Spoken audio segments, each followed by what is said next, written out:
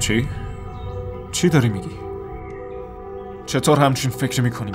آخه الان مگه وقت اینجور حرف هست؟ چی کار کنم آرمان؟ نمیتونم تو رو ببینم نه باهات حرف بزنم، اما برام مهم بود که اینو بهت گفتم. نظر تو راجع به من چیه؟ باشه میتونی فکر کنی، ولی من منتظر جوابت میمونم. فکر کنم باید برم.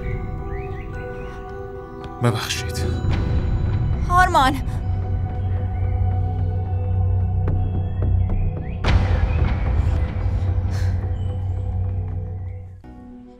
وای امروز همه مهمونا به نوبت برای دیدن گلی اومدن.